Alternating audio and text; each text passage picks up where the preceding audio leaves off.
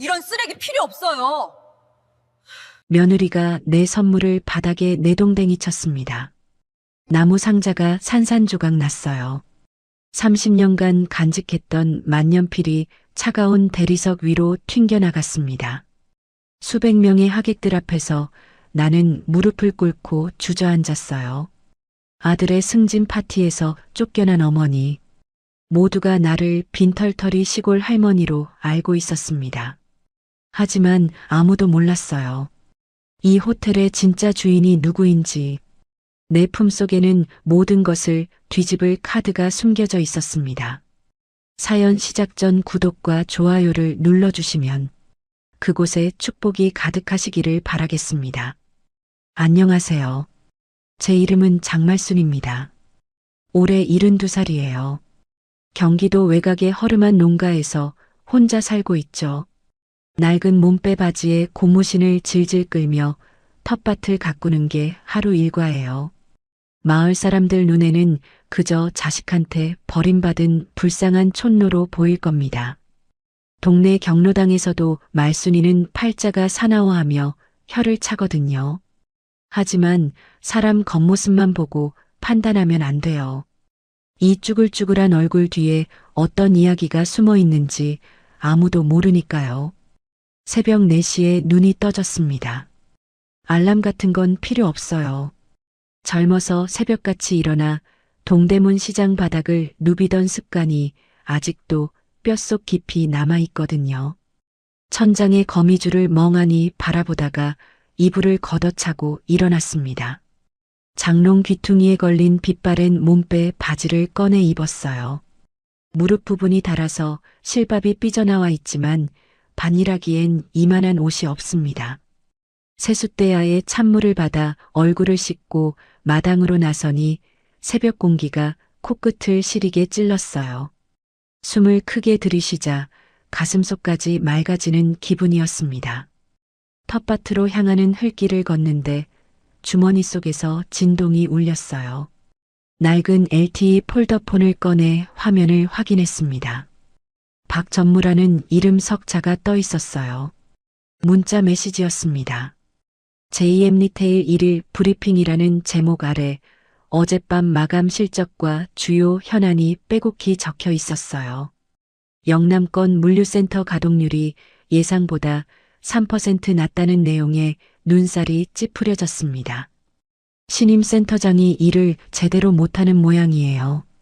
흙 묻은 손으로 화면을 넘기며 브리핑을 꼼꼼히 읽었습니다.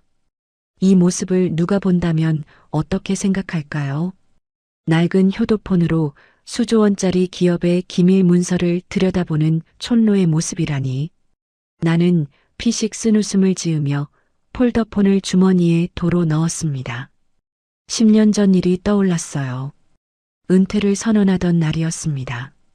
아들 성훈이를 서재로 불러 앉혀놓고 내가 했던 거짓말이요. 성훈아, 엄마가 가진 주식이고 부동산이고 싹 다 사회에 환원했다. 나는 이제 빈 껍데기야. 아들 녀석이 눈을 동그랗게 뜨고 되물었죠. 진짜요? 그 많던 재산을 다 기부하셨어요? 그래. 돈 없는 엄마가 부끄러우면 안 찾아와도 된다. 그때 아들의 표정이란 실망인지 안도인지 모를 묘한 빛이 스쳤습니다. 나는 그 표정을 아직도 잊지 못해요. 아들이 유산 바라지 말고 제 힘으로 일어서길 바라는 마음이 컸습니다. 형제끼리 피 터지게 유산 다툼하는 꼴을 사업하면서 너무 많이 봤거든요. 그래서 거짓말을 했습니다. 빈털터리 시골 노인 행세를 시작한 거예요. 하지만 솔직히 말하면 후회가 없지는 않습니다. 돈이 없다고 생각하니까 아들 내외의 태도가 확 달라졌거든요. 예전에는 그래도 명절마다 얼굴을 비추더니 요즘은 1년에 두세 번 올까 말까예요. 오늘은 그 아들 내외가 온다고 했습니다. 한 달 만이에요. 나는 새벽부터 부산하게 움직였습니다. 마당 한켠 닭장에 가둬놓았던 토종닭 한 마리를 잡았어요. 푸드덕거리며 날뛰는 놈을 붙잡아 목을 따고 털을 뽑았습니다. 뜨거운 물에 담갔다 빼기를 반복하며 내장까지 깨끗이 손질했어요. 손끝이 얼얼하고 허리가 끊어질 것 같았지만 아들 입에 들어갈 생각을 하니 힘이 났습니다. 텃밭으로 가서 가장 실한 채소들만 골라 박스에 담았어요. 배추, 무, 시금치, 쪽파까지. 이 채소들이 어떤 건지 며느리는 까맣게 모릅니다. 백화점 VIP관에만 납품되는 최고급 유기농 채소예요. 내가 직접 씨를 뿌리고 거름을 주고 정성껏 키운 것들이죠. 한 박스에 10만 원도 넘게 받는 물건인데 며느리 눈에는 그저 흙 묻은 시골 채소로 보이겠죠. 해가 중천에 떴을 때쯤 멀리서 자동차 소리가 들렸습니다. 고요하던 시골 마을의 정적을 깨며 흙먼지를 뿌옇게 일으키는 검은 벤츠였어요. 마을 어귀에서 빨래를 널던 아낙네들이 고개를 돌려 구경했습니다. 말순이네 아들 잘됐다며 수군거리는 소리가 바람결에 여기까지 들렸어요. 나는 마당 앞에 서서 차가 멈추기를 기다렸습니다. 가슴이 두근거렸어요. 70평생을 살아도 자식 보는 설렘은 여전하더라고요. 차 문이 열리고 며느리 미라가 먼저 내렸습니다. 하얀 원피스에 굽 높은 구두 차림이었어요. 선글라스를 이마 위로 올리며 주변을 둘러보는 표정이 못마땅해 보였습니다. 발을 내딛자마자 뾰족한 구두굽이 마당 흙에 푹 박혔어요. 아이씨. 며느리가 인상을 찌푸리며 구두를 털었습니다. 그 입에서 나온 첫 마디가 인사가 아니라 짜증이라니. 가슴 한구석이 서늘하게 식어갔어요. 어머님, 제발 이 땅 좀 파시고 아파트로 가세요. 올 때마다 세차비가 더 나온다니까요. 구두도 버리게 생겼잖아요. 나는 대꾸 대신 억지 웃음을 지었습니다. 그래, 내 비싼 구두가 더럽혀졌으니 얼마나 속상하겠니. 속으로 삼킨 말이 목구멍에 걸렸어요. 뒤따라 내린 아들 성훈이가 눈치를 살피며 다가왔습니다. 반가운 마음에 손을 잡으려 했더니 아들이 슬쩍 몸을 빼더라고요. 내 손에 묻은 흙이 싫었나 봐요. 그 작은 거부가 비수처럼 가슴에 박혔습니다. 어머니, 요즘 어떠세요? 그나저나 진짜 숨겨둔 땅 없어요? 요즘 미라가 강남 아파트 노래를 자꾸 불러서요. 아들의 눈이 이리저리 굴러갔습니다. 오랜만에 본 어미 안부보다 재산이 먼저인 그 비굴한 눈빛에 가슴이 철렁 내려앉았어요. 내가 아들을 이렇게 키웠나 싶어 한숨이 절로 나왔습니다. 방으로 들어가 밥상을 차렸습니다. 새벽에 잡은 토종닭으로 끓인 백숙이 뚝배기에서 김을 모락모락 피워 올렸어요. 반찬도 정성껏 준비했습니다. 직접 담근 깍두기에 손수 말린 시래기 나물까지. 며느리가 자리에 앉더니 손을 휘휘 저으며 파리를 쫓는 신용을 했어요. 파리가 있지도 않은데 말이에요. 아유 더러워. 시골은 이래서 못 오겠다니까요. 냄새도 나고. 코를 찡긋거리며 인상을 쓰는 모습에 얼굴이 화끈거렸습니다. 내가 밥 위에 닭살을 발라 올려줬어요. 어릴 때 성훈이가 제일 좋아하던 방식이었거든요. 그런데 며느리가 젓가락 끝으로 그 고기를 슬쩍 밀어내는 걸 봤습니다. 시어미 손이 탄 음식이 더럽다는 듯이요. 못 본 척했지만 눈시울이 뜨거워졌어요. 식사를 마치고 나는 정성껏 짠 참기름 병을 내밀었습니다. 작년 가을에 깨를 직접 볶아서 기름집에 맡겨 짠 거예요. 병 옆면에 손글씨로 날짜까지 적어 놓았죠. 며느리가 병을 보더니 기겁을 했습니다. 어머님, 저번에 주신 것도 쩐내나서 다 버렸어요. 요즘 세상에 누가 이런 비위생적인 걸 먹어요? 마트에서 사 먹지. 그 말에 할 말을 잃었습니다. 이 기름이 백화점 식품관에서 얼마에 팔리는지 며느리는 까맣게 모르겠죠. 나는 묵묵히 병을 도로 식탁에 내려놓았습니다. 떠나기 전에 며느리가 봉투 하나를 식탁에 툭 던졌어요. 용돈이에요. 이거 받고 제발 농사 그만두세요. 남들이 보면 제2의 며느리가 시어머니 굶기는 줄 알겠어요. 봉투 안에는 5만 원권 몇 장이 들어 있었습니다. 기껏해야 2, 30만 원 정도 될까요? 내가 한 달에 받는 배당금이면 저 돈의 수천 배도 넘는데 나는 치밀어 오르는 서러움을 억지로 삼켰습니다. 아들 내외가 탄 벤츠가 먼지를 일으키며 떠났습니다. 나는 마당에 서서 그 뒷모습을 한참 바라봤어요. 문득 트렁크가 덜컹거리며 제대로 안 닫힌 것 같아 걱정이 됐습니다. 아까 실어준 채소 박스가 떨어지면 어쩌나 싶어 뒤를 따라갔어요. 마을 입구 쓰레기장 앞에서 발걸음이 멈췄습니다. 아까 내가 싸준 채소 박스가 거기 있었어요. 뚜껑이 열린 채 쓰레기 더미 위에 뒹굴고 있었습니다. 새벽부터 정성껏 골라 담은 배추와 무가 더러운 땅바닥에 나뒹굴었어요. 그 옆에는 참기름 병이 깨져서 조각이 흩어져 있었습니다. 고소한 기름 냄새가 쓰레기 썩는 냄새와 뒤섞여 코를 찔렀어요. 내 정성이, 내 마음이 저렇게 버려져 있었습니다. 무릎에 힘이 풀렸습니다. 주저앉아 깨진 유리 조각을 손으로 주워 담았어요. 손끝이 베어 피가 났지만 아프지 않았습니다. 가슴이 너무 아파서 손끝 따위는 느껴지지 않았어요. 쯧쯧 말순아. 며느리가 또 버리고 갔어? 언제 왔는지 이웃집 할멈이 혀를 차며 내려다봤습니다. 그 시선이 창피해서 견딜 수가 없었어요. 아니야. 실수로 떨어뜨린 거라고. 나는 소리를 버럭 지르고는 도망치듯 집으로 돌아왔습니다. 밤이 되었습니다. 텅 빈 방에 혼자 앉아 남편 영정 사진을 닦았어요. 사진 속 영감은 환하게 웃고 있었습니다. 30년 전에 찍은 사진인데 아직도 생생해요. 여보, 내가 자식 농사를 망쳤소. 돈만 아는 괴물로 키웠어. 대답 없는 사진에 대고 중얼거렸습니다. 우리가 빈털터리인 줄 아니까 저러는 거겠지. 돈이 없으면 사람도 아닌 거야? 눈물이 뺨을 타고 흘렀습니다. 닦아도 닦아도 계속 흘렀어요. 답답한 마음에 폴더폰을 꺼내 박 전무에게 전화를 걸었습니다. 박서방 나야. 자식 농사는 흉년인데 회사 농사는 어떤가? 회장님 덕분에 풍년입니다. 걱정 마십시오. 박 전무의 목소리는 한결같이 다정했습니다. 하지만 위로가 되지 않았어요. 전화를 끊고 거울 앞에 섰습니다. 거울 속에는 쭈글쭈글하고 초라한 노인이 서 있었어요.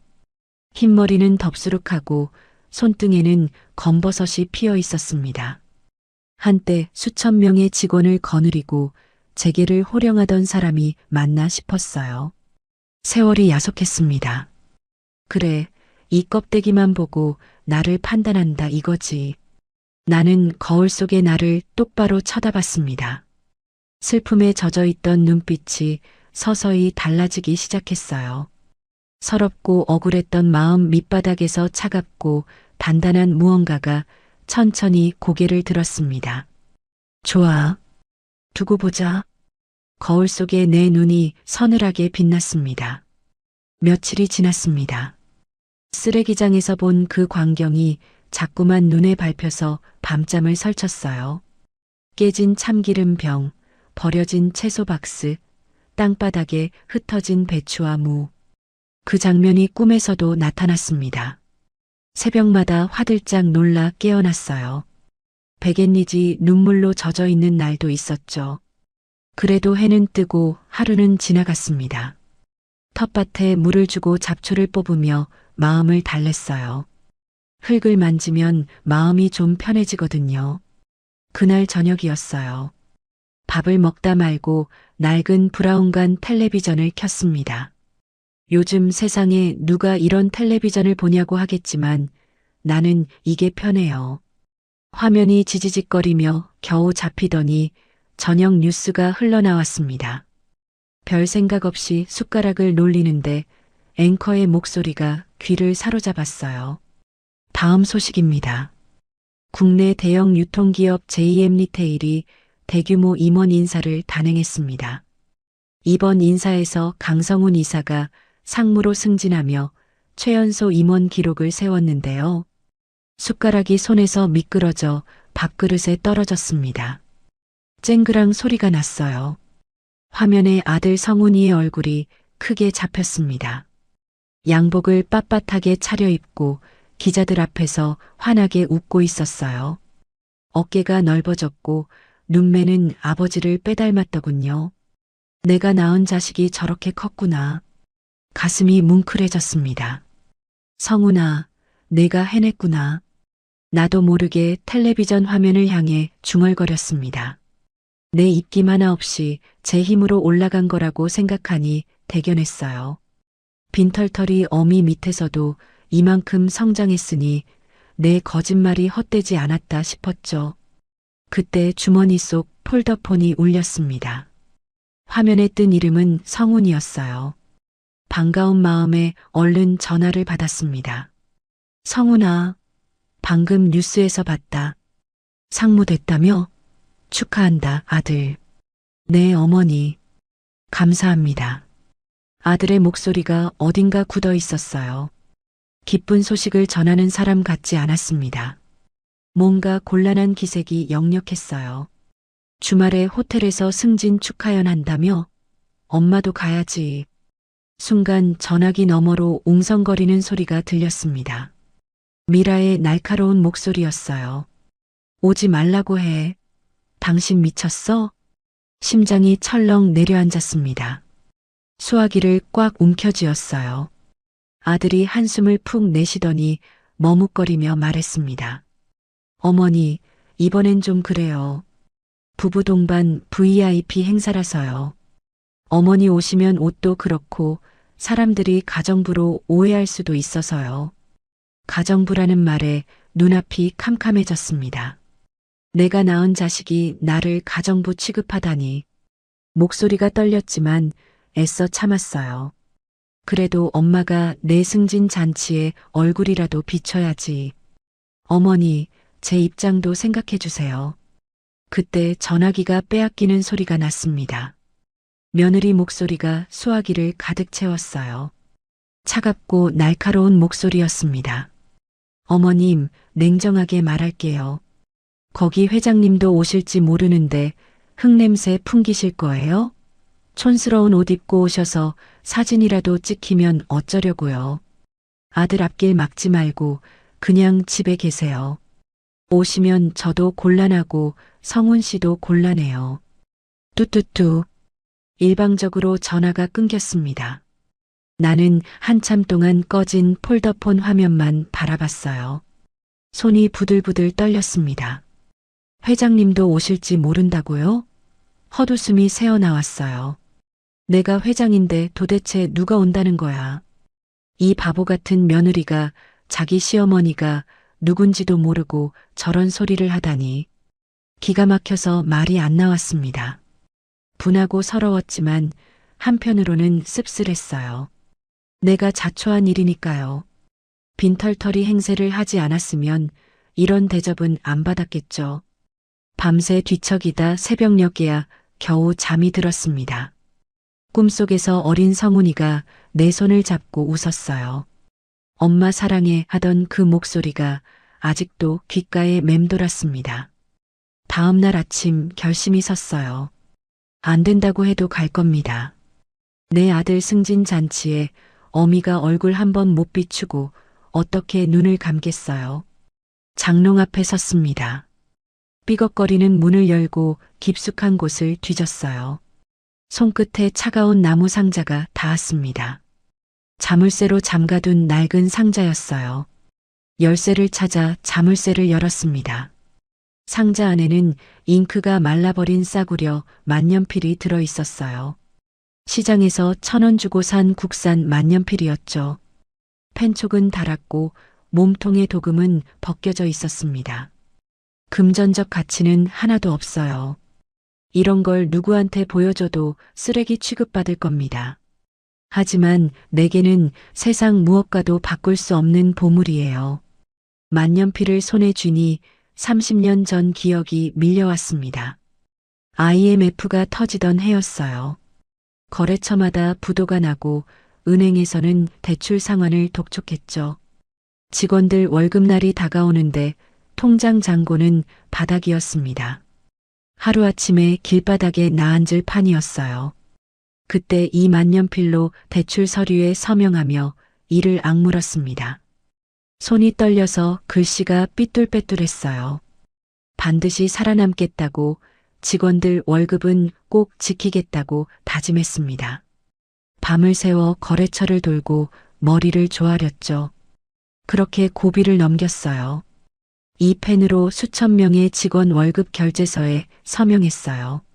신규 사업 계약서에도 해외 진출 투자 계획서에도 이 펜으로 이름을 썼죠. JM 리테일의 역사가 이 싸구려 만년필 펜촉에 담겨 있는 셈이에요. 이걸 성훈이에게 주자. 초심을 잃지 말라고. 상자를 소중히 품에 안았습니다. 옷장을 뒤져 입을 옷을 찾았어요. 화려한 옷은 다 버리고 남은 건 30년 전 창업 기념식 때 입었던 옥색 한복뿐이었습니다. 좀이 먹지 않게 나프탈렌을 넣어뒀더니 냄새가 좀 났어요. 하지만 가장 귀하고 단정한 옷이니까요. 아들 잔치에 입고 갈 옷이 이것밖에 없다니 서글펐지만 어쩌겠어요. 조심스럽게 꺼내 다림질을 했습니다. 거울 앞에서 한복을 입어봤어요. 저고리 고름을 메고 치마끈을 여몄습니다. 거울 속에 비친 내 모습은 촌스럽고 낡아 보였어요. 유행이 한참 지난 색깔에 어깨선도 요즘 것과 달랐죠. 그래도 등은 꼿꼿이 폈습니다. 읍내 터미널까지 가는 게 문제였어요. 택시를 불렀는데 이 산골까지는 안 온다고 했습니다. 할 수 없이 마당 한켠에 세워둔 경운기를 끌고 나왔어요. 시동을 걸자 드르륵 퉁퉁 요란한 소리가 났습니다. 옥색 한복을 입고 경운기를 모는 70 넘은 노인이라니. 우스꽝스러웠지만 웃음이 나오지 않았어요.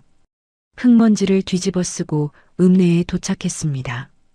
경운기를 버스 터미널 근처에 세워두고 터미널로 걸어 들어갔어요. 서울행 고속버스 표를 끊었습니다. 창가 자리에 앉아 창밖을 바라봤어요. 논밭이 스쳐 지나가고 고속도로가 나타났습니다. 서울이 점점 가까워졌어요.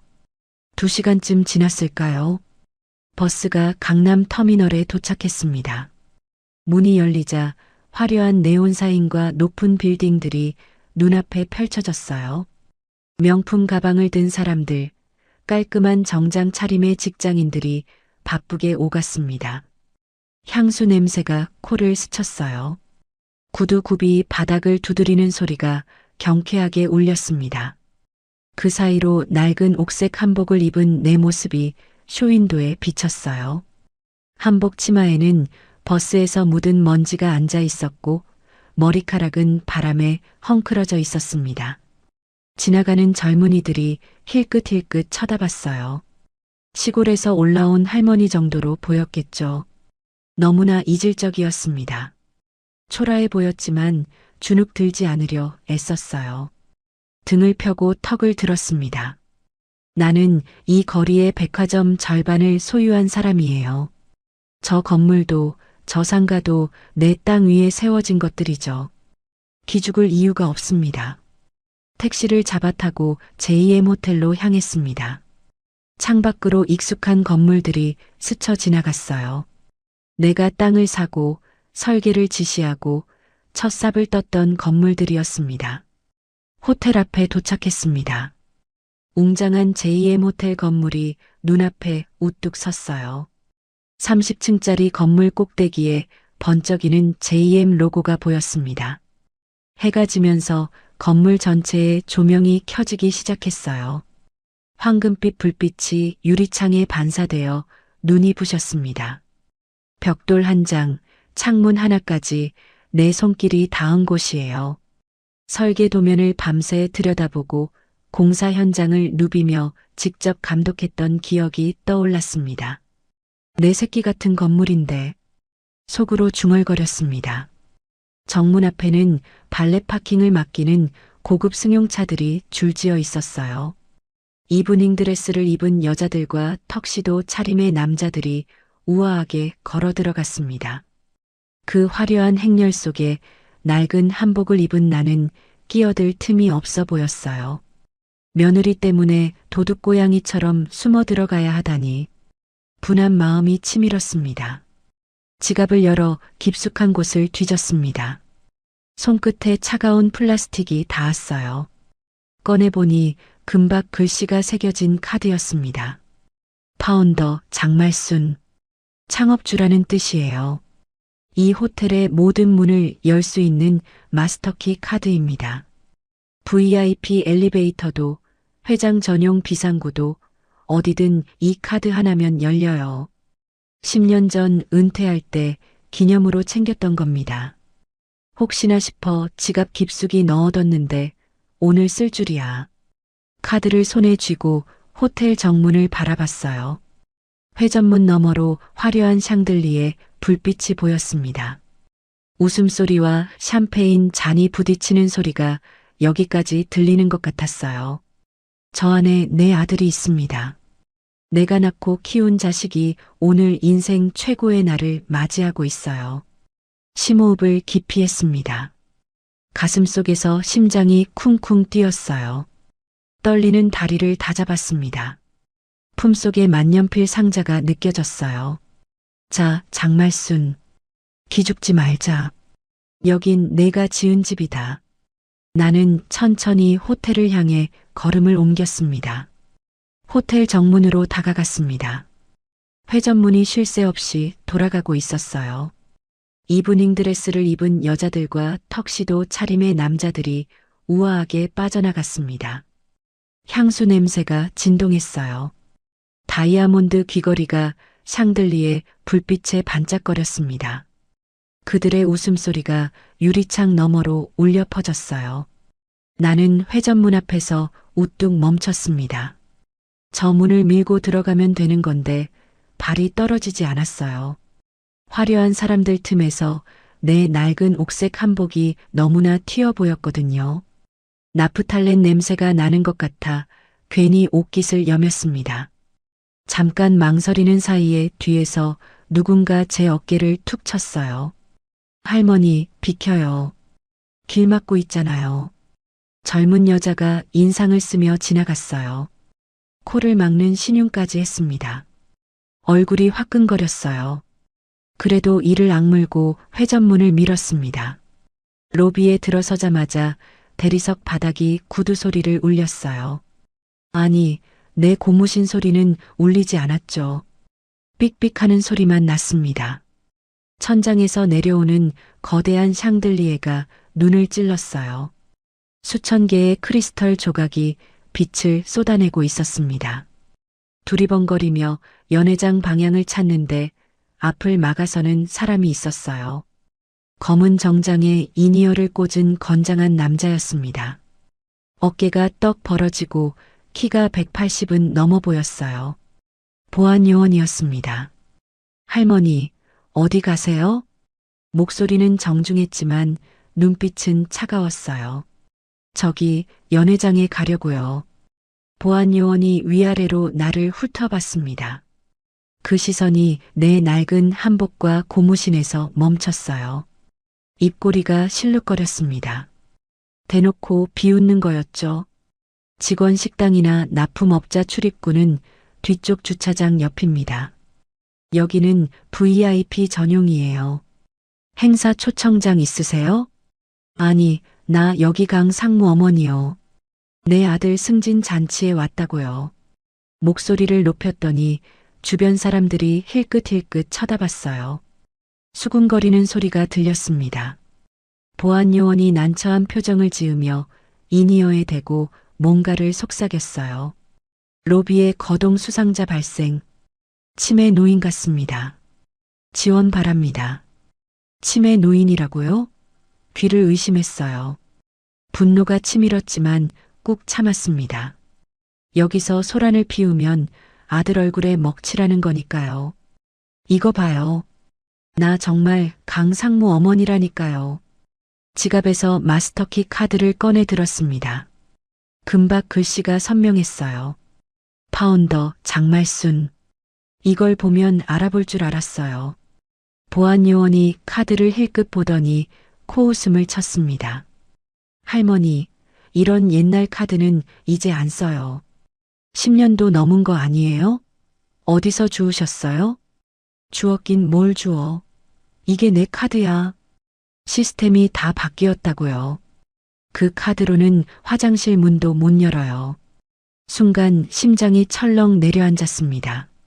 설마 진짜 안 되는 건가? 10년 사이에 시스템이 바뀌었을 수도 있잖아요. 손이 떨리기 시작했어요. 그때 지나가던 젊은 커플이 수군거리는 소리가 들렸습니다. 어우, 저 할머니 좀 봐. 촌스러워서 눈 뜨고 못 보겠다. 그러게. 호텔 관리를 어떻게 하는 거야? 아무나 들여보내네.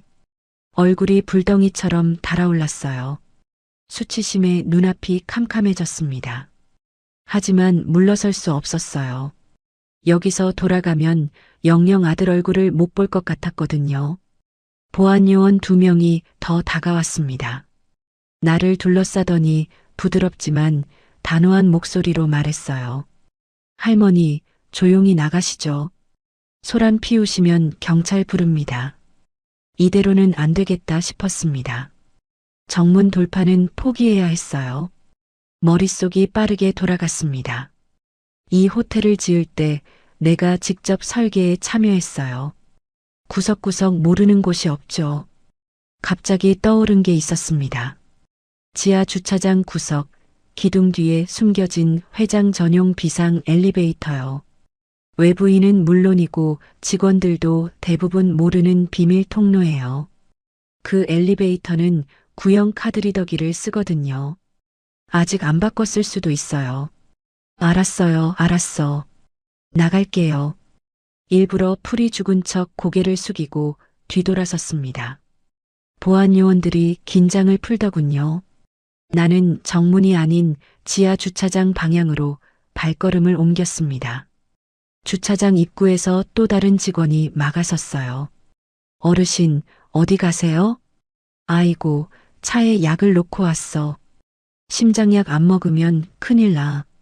가슴을 움켜쥐며 아픈 척을 했더니 직원이 황급히 비켜섰습니다.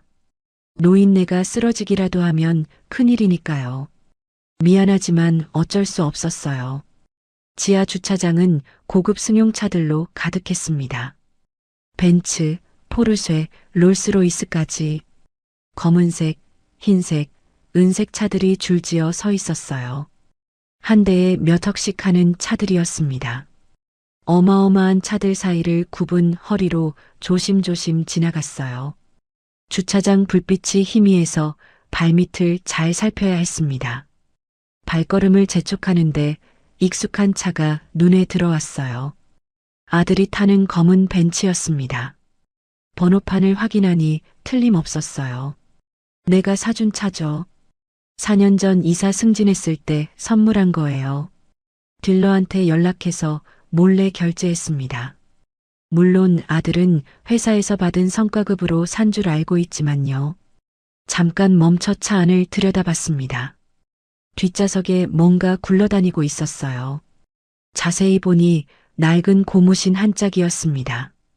저번에 내가 신고 갔던 거예요. 마당에서 벗어놓았던 건데 며느리가 더럽다고 차에서 던져버린 모양이에요.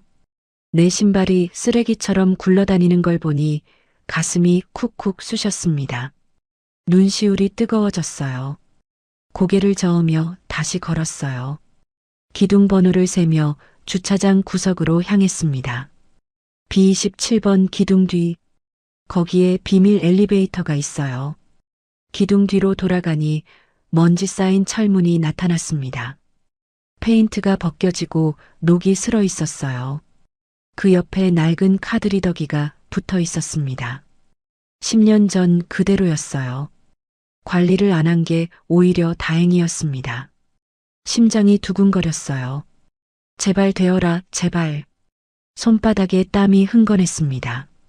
조마조마한 마음으로 마스터키 카드를 가져다 댔습니다. 1초가 1년처럼 느껴졌어요. 비빅. 초록불이 들어왔습니다. 철문이 스르륵 열렸어요. 됐다. 나도 모르게 환호성이 터져 나왔어요. 얼른 입을 막았습니다. 누가 들으면 안 되니까요. 가슴을 쓸어내리며 안도의 한숨을 쉬었습니다. 동시에 씁쓸한 감정이 밀려왔어요. 아직 내 카드가 먹히는구나. 적어도 이 낡은 구석에서는 나를 기억하는구나. 정문에서는 쫓겨났지만 여기서는 아직 주인 대접을 받는 거죠. 엘리베이터에 올라탔습니다. 거울에 비친 내 모습이 처참했어요. 머리카락은 헝클어지고 한복 고름은 반쯤 풀려 있었습니다. 침으로 머리를 빗어넘기고 매무새를 다듬었어요. 아들기 살려주려면 단정해야죠. 버튼을 눌렀습니다. 엘리베이터가 위로 올라갔어요. VIP 대기실 층에서 멈췄습니다. 문이 열리자마자 왁자지껄한 소리가 쏟아져 들어왔어요. 밖을 살짝 내다보니 임원들이 대기실을 가득 채우고 있었습니다. 양복 입은 남자들이 샴페인 잔을 들고 웃고 떠들고 있었어요. 저 사이로 지나갈 수가 없었습니다. 들키면 또 쫓겨날 게 뻔했어요. 재빨리 문 닫힘 버튼을 눌렀습니다. 비상계단 층으로 내려가기로 했어요. 엘리베이터가 다시 움직였습니다. 비상계단으로 나와 조심조심 내려갔어요. 콘크리트 계단이 차가웠습니다.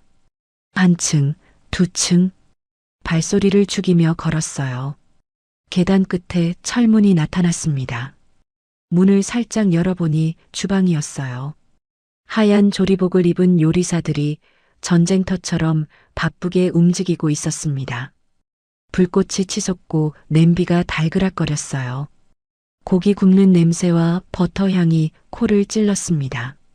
살금살금 문틈으로 빠져나왔습니다. 아무도 나를 못 본 것 같았어요. 벽을 따라 조용히 이동하려는데 우렁찬 고함이 터졌습니다. 아줌마, 거기서. 심장이 멎는 줄 알았어요. 돌아보니 하얀 모자를 쓴 덩치 큰 남자가 노려보고 있었습니다. 총괄 셰프 같았어요. 설거지 인력 용역에서 왔어? 왜 이제 와? 1시간이나 늦었잖아. 순간 머릿속이 하얘졌어요. 어떻게 해야 하지? 아니라고 하면 수상하게 볼 거고, 그렇다고 하면 설거지를 시키겠죠. 네네. 죄송합니다. 일단 고개를 끄덕였어요. 셰프가 턱짓으로 한쪽을 가리켰습니다. 빨리 앞치마 입고 저기 가서 그릇 닦아. 알겠습니다. 얼떨결에 대답하고 셰프가 가리킨 방향으로 걸어갔어요. 하지만 설거지대 대신 연회장 쪽 커튼이 보였습니다. 저기로 가면 연회장이에요. 뒤를 슬쩍 돌아봤습니다. 셰프는 이미 다른 요리사에게 호통을 치고 있었어요. 나를 신경 쓸 여유가 없었죠. 지금이야. 발걸음을 제게 놀려 커튼 뒤로 몸을 숨겼습니다. 심장이 터질 듯이 뛰었어요. 잠시 숨을 고르며 커튼 틈으로 바깥을 내다봤습니다. 연회장이 눈앞에 펼쳐졌어요. 화려한 샹들리에 아래 수십 개의 테이블이 놓여 있었습니다. 웃음소리와 잔 부딪히는 소리가 가득했어요. 하객들이 삼삼오오 모여 담소를 나누고 있었습니다. 웨이터들이 샴페인 잔을 든 쟁반을 들고 분주히 움직였어요. 내 돈으로 지은 호텔, 내 돈으로 차려진 잔치였습니다. 그런데 나는 죄인처럼 커튼 뒤에 숨어 있어야 했어요. 코끝이 찡했습니다. 눈물이 날 것 같아서 고개를 들어 천장을 바라봤어요. 저 멀리 단상 근처에서 샴페인 잔을 든 두 사람이 보였습니다. 아들 성훈이와 며느리 미라였어요. 아들은 연신 허리를 굽히며 주변 사람들에게 인사하고 있었습니다. 굽신거리는 모습이 안쓰러웠어요. 며느리는 목을 빳빳이 세우고 도도하게 서 있었습니다. 마치 자기가 주인공인 것처럼요. 드디어 아들을 찾았어요. 품속에 만년필 상자를 만져봤습니다. 차갑고 단단한 나무 상자가 느껴졌어요. 이제 어떻게든 다가가야 합니다. 이 선물을 전해야 해요. 커튼 틈으로 연회장을 살폈습니다. 아들이 단상 근처에서 임원들과 인사를 나누고 있었어요. 환하게 웃는 얼굴이 멀리서도 보였습니다. 내가 낳은 자식이 저렇게 당당하게 서 있구나. 가슴이 벅찼어요. 눈시울이 뜨거워졌습니다. 하지만 바로 옆에 서 있는 며느리가 걸렸습니다. 미라는 검은 이브닝 드레스를 입고 손목에는 다이아몬드 팔찌를 차고 있었어요. 목에는 진주 목걸이가 빛났습니다. 저 팔찌와 목걸이가 얼마짜린지 대충 감이 왔어요. 웬만한 직장인 연봉은 될 거예요. 목을 빳빳이 세우고 주변을 둘러보는 눈빛이 날카로웠습니다. 마치 경비견처럼요. 저 눈을 피해서 아들에게 다가가야 했어요. 잠시 기회를 엿봤습니다. 미라가 지나가는 지인에게 인사를 건네며 고개를 돌렸어요. 지금이야. 나는 커튼 사이로 몸을 빼내 연회장 구석을 따라 벽에 바짝 붙어 걸었습니다. 심장이 귀까지 뛰었어요. 테이블 사이를 지나는데 웨이터가 쟁반을 들고 성큼성큼 다가왔습니다. 피하려다 그만 의자에 발이 걸렸어요. 휘청거리며 테이블을 붙잡았습니다. 와인잔이 달그락 소리를 냈어요. 앉아있던 중년 부부가 고개를 돌렸습니다. 어머, 저 사람 뭐야? 호텔 직원인가? 수군거리는 소리에 얼굴이 달아올랐어요. 고개를 푹 숙이고 재빨리 자리를 피했습니다. 등 뒤로 낄낄거리는 웃음소리가 들렸어요. 아들이 있는 단상 쪽으로 조금씩 다가갔습니다. 10걸음, 9걸음, 8걸음. 아들의 뒷모습이 점점 가까워졌어요. 양복 어깨에 비듬이 떨어져 있었습니다. 저것 좀 털어줘야겠다 하는 생각이 절로 들었어요.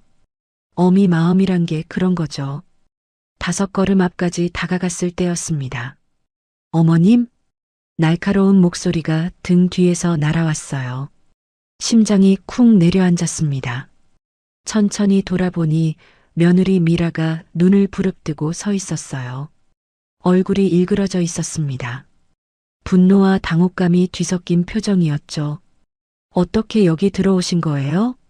미라의 목소리가 떨렸어요. 이를 악문 채 속삭이듯 말했지만 주변 사람들이 슬슬 고개를 돌리기 시작했습니다. 성훈이 축하해 주려고 왔지. 어미가 아들 잔치에 오는 게 뭐가 잘못이야. 나는 최대한 침착하게 대답했어요. 하지만 목소리가 가늘게 떨렸습니다. 오지 말라고 했잖아요. 미라가 언성을 높였어요. 주변이 조용해지기 시작했습니다. 사람들의 시선이 우리에게 쏠렸어요. 귀가 웅웅거렸습니다. 그때 아들 성훈이가 뒤돌아봤어요. 나와 눈이 마주쳤습니다. 반가움이 아니라 경악이 아들의 얼굴을 스쳤어요. 입이 벌어지고 눈이 커졌습니다. 어머니, 왜 여기에? 아들이 허둥지둥 다가왔어요. 하지만 나를 안아주는 대신 주변을 두리번거렸습니다. 누가 보는지 확인하는 거였죠. 그 모습에 가슴이 철렁했어요. 성훈아, 축하한다. 내가 상무가 됐다니 엄마가 얼마나 기쁜지. 손을 뻗어 아들의 팔을 잡았습니다. 아들이 움찔하며 한 발 물러섰어요. 내 손에 묻은 흙이라도 있는 것처럼요. 손이 허공에 멈췄습니다. 어머니, 지금 중요한 자리예요. 제발 조용히 나가주세요. 아들이 작은 목소리로 말했어요. 눈을 마주치지 않았습니다. 바닥만 보더군요. 나가라고? 내가 뭘 잘못했다고? 목소리가 저도 모르게 커졌어요. 주변이 쥐 죽은 듯 조용해졌습니다. 수십 개의 눈동자가 우리를 향해 있었어요. 그때 미라가 끼어들었습니다. 보세요, 어머님. 촌스러운 한복 입고 고무신 신고 오시면 저희가 어떻게 되는지 아세요? 지금 이 자리에 회장님도 계신단 말이에요. 미라가 내 옷을 위아래로 훑었어요. 경멸이 담긴 눈빛이었습니다. 마치 더러운 것을 보는 것처럼요. 회장이라고? 나도 모르게 피식 웃음이 나왔어요. 회장이 누군지 모르고 저런 소리를 하다니 정말 어이가 없었습니다. 뭐가 웃겨요? 미라가 눈을 부릅떴어요. 아니, 그냥. 그래서 내가 말하는 회장이 누군데? 그걸 왜 제가 설명해야 해요? 어쨌든 어머님 때문에 우리 체면이 말이 아니에요. 미라의 목소리가 연회장에 울려 퍼졌습니다. 이제 거의 모든 사람들이 우리를 쳐다보고 있었어요. 웅성거리는 소리가 파도처럼 밀려왔습니다. 저 할머니가 강 상무 어머니래. 시골에서 올라온 것 같은데. 상무 부인이 창피하겠네. 수군거리는 말들이 귀를 찔렀어요. 온몸에 열이 올랐습니다. 하지만 나보다 더 곤혹스러운 건 아들이었어요. 성훈이의 얼굴이 시뻘개졌습니다. 땀이 이마에 송골송골 맺혔어요. 어머니, 제발이요. 나중에 따로 뵐게요. 지금은 그냥 가주세요. 아들이 애원하듯 말했어요. 목소리가 갈라졌습니다. 그 모습을 보니 오히려 불쌍했어요. 내 아들이 저렇게까지 쩔쩔매다니. 알았어. 나갈게. 결국 한 발 물러섰습니다. 여기서 더 버티면 아들 얼굴에 먹칠하는 거니까요. 그런데 미라가 비켜서지 않았어요. 오히려 한 발 다가오더니 내 팔을 낚아챘습니다. 소나기에 힘이 들어갔어요. 아팠습니다. 잠깐, 저건 뭐예요? 미라가 내 품에 안긴 상자를 노려봤어요. 만년필을 담은 나무 상자였습니다. 이건 성훈이 줄 선물이야. 승진 선물. 선물이요? 뭔데요? 미라가 대뜸 상자를 빼앗았습니다. 뚜껑을 열더니 안을 들여다봤어요. 그러고는 코웃음을 쳤습니다. 뭐야 이건? 고물 만년필? 이걸 선물이라고요? 고물이 아니야. 이건 내가 회사를 처음 시작할 때부터 썼던 펜이야. 값으로 따질 수 없는 물건이라고. 목소리가 떨렸어요. 그 만년필에 얼마나 많은 추억이 담겼는지 며느리는 모르겠죠. 아, 그러세요? 그런 싸구려 고물 말고 강 상무에게 해줄 건 없어요? 땅이라든지 아파트라든지. 미라가 빈정거렸어요. 매서운 눈빛이 나를 훑었습니다. 재산 얘기가 또 나왔어요. 이 며느리는 돈밖에 모르는구나. 난 줄 게 없어. 다 기부했다고 했잖아. 기부요? 그 많던 재산을 다요? 진짜예요? 미라가 눈을 가늘게 떴어요. 의심의 눈초리였습니다. 그래. 빈털털이야. 그럼 이런 쓸모없는 고물 말고 줄게 아무것도 없단 소리네요? 미라가 만년필 상자를 들어 올렸어요. 그리고 믿을 수 없는 일이 벌어졌습니다. 이런 쓰레기는 필요 없어요. 미라가 상자를 바닥에 내동댕이 쳤어요. 나무 상자가 와장창 부서졌습니다. 나무 조각이 사방으로 튀었어요. 만년필이 대리석 바닥 위로 튕겨나갔습니다. 딱딱한 소리가 연회장에 울렸어요. 펜촉이 휘어지며 까만 잉크 자국이 하얀 바닥에 번졌습니다. 사람들이 기겁하며 뒤로 물러났어요. 시간이 멈춘 것 같았습니다. 눈앞이 하얘졌어요. 귀에서 윙윙 소리가 났습니다. 저 만년필로 얼마나 많은 결제서에 서명했는지. IMF 때 이를 악물고 쥐었던 그 펜이었어요. 직원들 월급 주려고 밤잠을 설치며 서류 더미와 씨름할 때도 이 펜을 놓지 않았습니다. JM 리테일의 역사가 담긴 물건이었어요.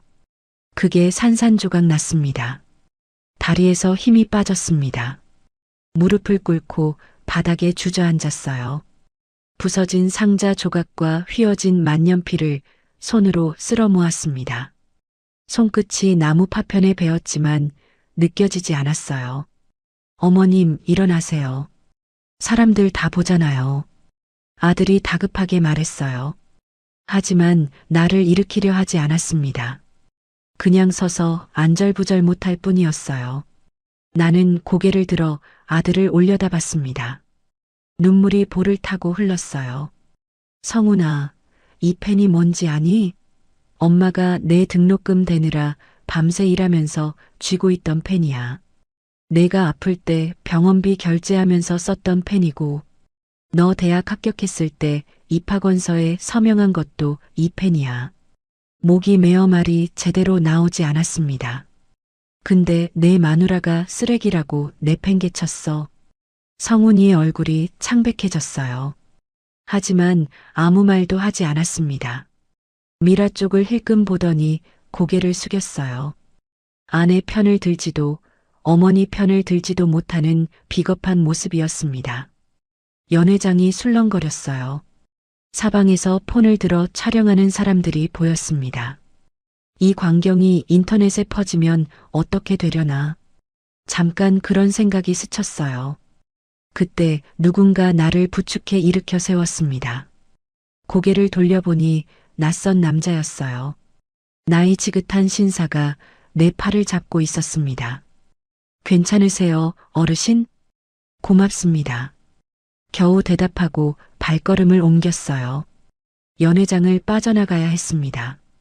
더 있으면 아들이 망신당해요. 비틀거리며 걸었습니다. 등 뒤로 웅성거리는 소리가 따라왔어요. 누군가 낄낄거리는 소리도 들렸습니다.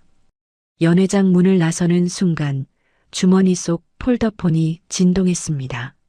멈춰서서 화면을 확인했어요. 박전무였습니다. 떨리는 손으로 전화를 받았어요. 회장님, 큰일 났습니다. 호텔 연회장에서 소동이 벌어졌다고 보안팀에서 연락이 왔는데요. 알아. 그 소동의 주인공이 나야. 전화 너머로 박 전무가 숨을 삼키는 소리가 들렸어요. 잠시 침묵이 흘렀습니다. 예. 회장님이요? 괜찮으세요? 괜찮아. 박서방, 나 지금 집에 갈 거야. 내일 아침 8시에 호텔로 와. 할 얘기가 있어. 알겠습니다, 회장님. 전화를 끊고 하늘을 올려다봤습니다. 별이 총총했어요. 찬바람이 눈물 자국을 스쳤습니다. 10년을 참았어요. 아들이 스스로 클 수 있게, 유산 때문에 형제가 싸우지 않게. 그래서 빈털터리 행세를 했습니다. 이제 더는 못 참겠어요. 휘어진 만년필을 꺼내 손에 쥐었습니다. 펜촉이 부러졌지만 아직 글씨는 쓸 수 있을 것 같았어요. 손가락에 묻은 잉크가 검게 번졌습니다. 좋아. 이 펜으로 마지막 서명을 하지. 누구도 들을 수 없는 목소리로 중얼거렸습니다. 눈물은 더 이상 흐르지 않았어요. 대신 차가운 무언가가 가슴 속에서 굳어가고 있었습니다. 돌처럼 단단하고 얼음처럼 차가운 것이요. 밤새 한숨도 못 잤습니다. 어젯밤 일이 자꾸만 떠올랐어요. 바닥에 내동댕이 쳐진 만년필, 경멸하는 며느리의 눈빛, 아무 말도 못하고 서 있던 아들의 모습. 천장을 바라보며 눈물이 마를 때까지 울었습니다. 남편 영정사진을 끌어안고 흐느꼈어요. 새벽 5시에 일어나 세수를 했어요. 찬물로 얼굴을 문지르니 정신이 좀 들었습니다. 거울에 비친 얼굴이 처참했어요. 눈이 퉁퉁 붓고 볼에는 눈물 자국이 선명했습니다. 하지만 눈빛만은 달랐어요. 어젯밤과는 다른 차가운 빛이 서려 있었습니다. 물러설 수 없다는 각오가 담긴 눈이었죠.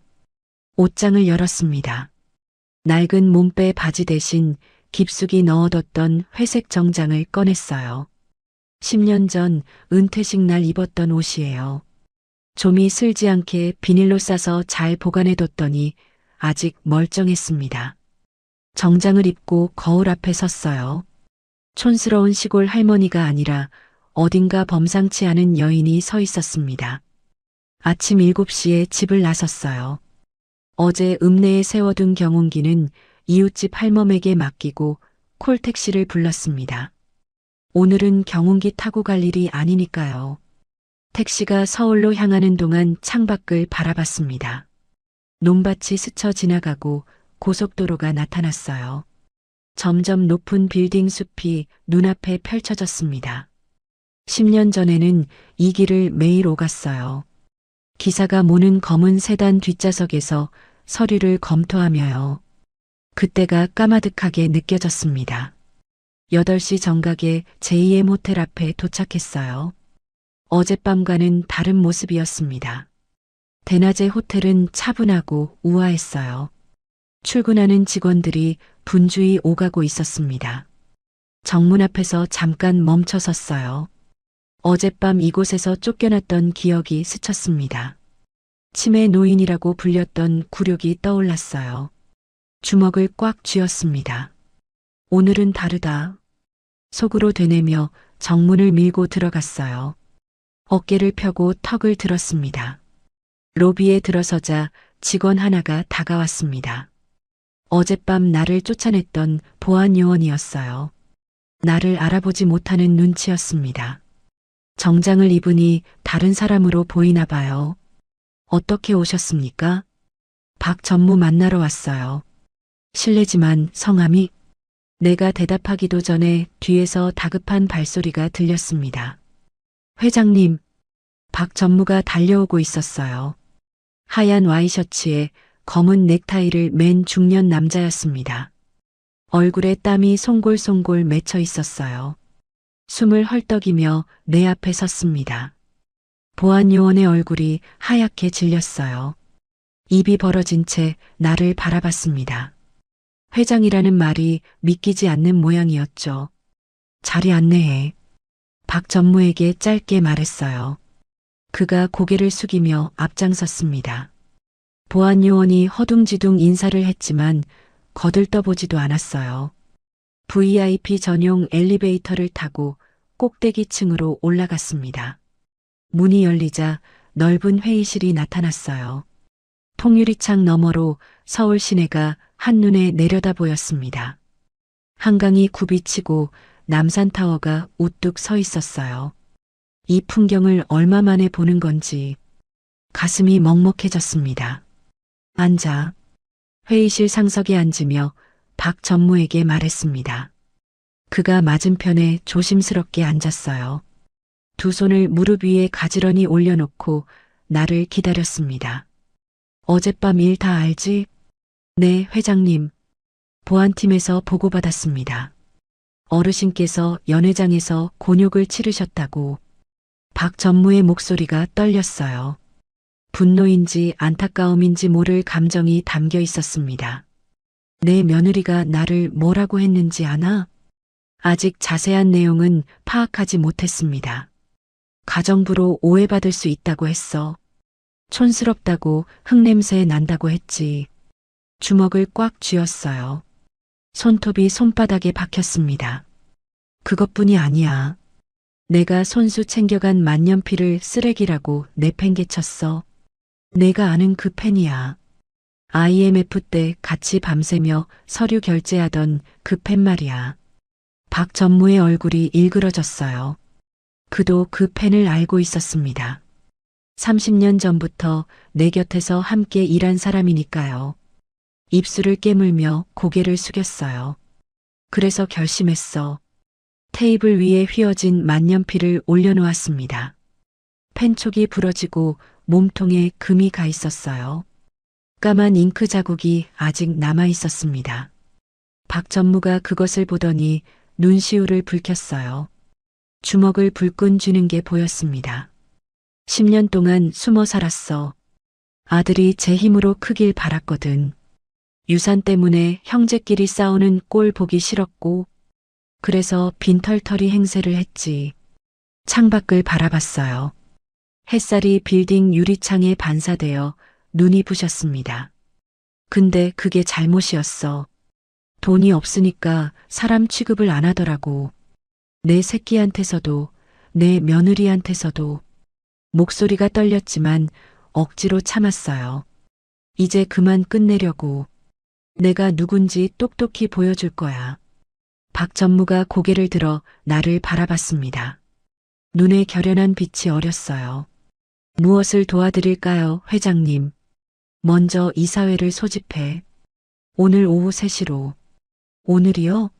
임원들 일정이 빠듯할 텐데요. 못 오는 사람은 잘리는 줄 알라고 해. 박 전무가 고개를 끄덕였어요. 폰을 꺼내 메모하기 시작했습니다. 그리고 내 지분 현황 확인해. 10년 동안 손 안 댔으니까 배당금이 꽤 쌓였을 거야. 네. 확인해서 보고 드리겠습니다. 마지막으로 하나 더. 나는 테이블에 손을 짚고 몸을 앞으로 기울였어요. 박 전무의 눈을 똑바로 쳐다봤습니다. 그의 눈동자에 긴장감이 어렸어요. 강성훈 상무인사 기록 가져와. 승진 심사 서류하고 업무 평가서 전부 다. 박 전무의 눈이 커졌어요. 잠시 망설이더니 조심스럽게 물었습니다. 혹시 아드님을 퇴임시키실 생각이십니까? 아직 결정 안 했어. 먼저 확인하고 싶은 게 있으니까. 사실 아들을 어떻게 할지는 아직 마음을 정하지 못했어요. 화가 나는 건 사실이지만 그래도 내가 낳은 자식이잖아요. 하지만 며느리는 달랐습니다. 미라 말이야. 강미라. 이름을 입에 올리니 쓴맛이 났어요. 그년이 JM 직원이지? 네. 마케팅 본부 부장입니다. 3년 전에 승진했어요. 능력은 있어? 박 전무가 잠깐 말을 멈췄어요. 대답을 고르는 눈치였습니다. 솔직히 말해. 실력보다는 정치력이 뛰어난 편입니다. 상무님 배우자라는 타이틀로 버티는 면이 있어요.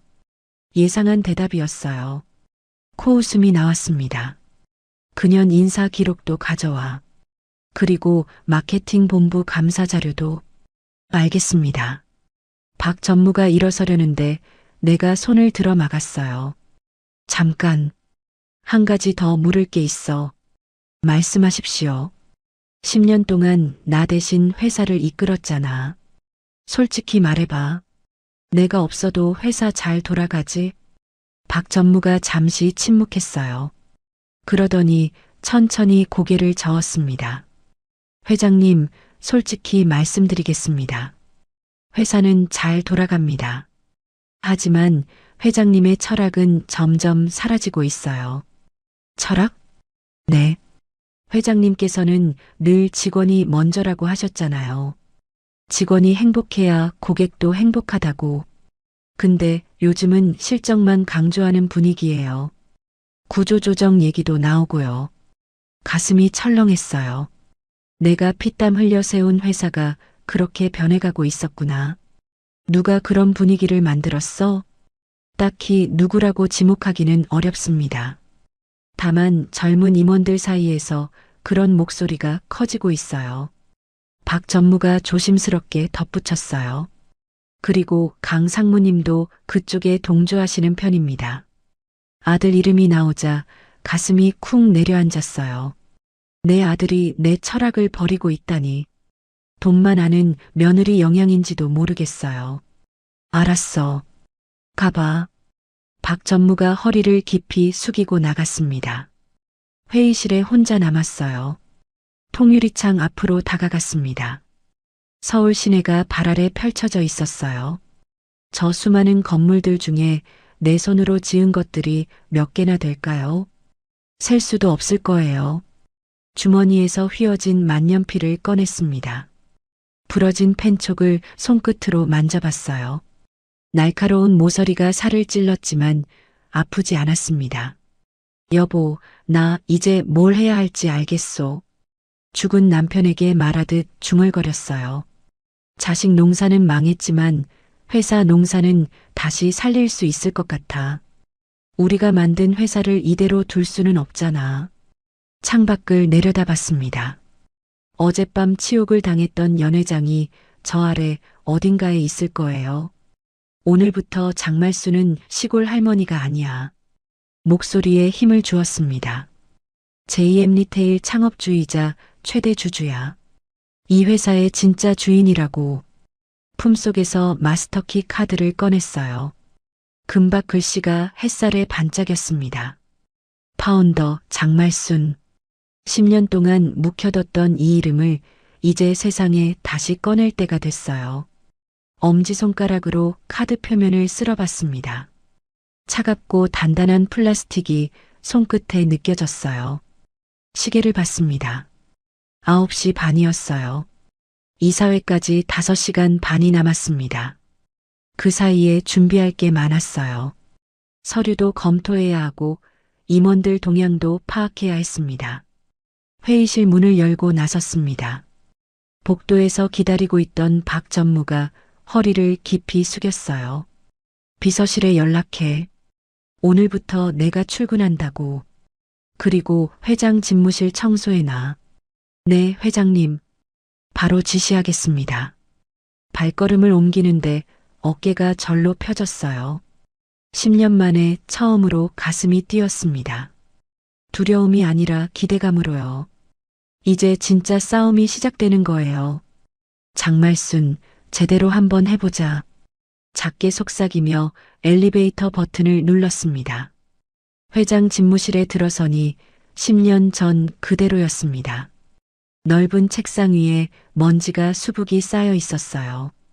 창가에 놓아둔 화분은 말라비틀어져 있었고요.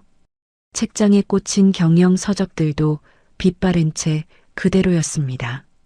시간이 멈춘 것 같은 공간이었어요. 하지만 벽에 걸린 액자만은 깨끗했습니다. 남편과 내가 창업식 날 찍은 사진이었어요. 유리에 얼룩 하나 없이 반짝거렸습니다. 누군가 정기적으로 닦아준 모양이에요. 박 전무, 여기 청소는 누가 했어? 제가 한 달에 한 번씩 들어와서 닦았습니다. 언젠가 회장님이 돌아오실 거라 믿었거든요. 목이 메었어요. 30년을 함께한 부하가 나를 잊지 않고 기다렸구나. 눈시울이 뜨거워졌습니다. 고마워.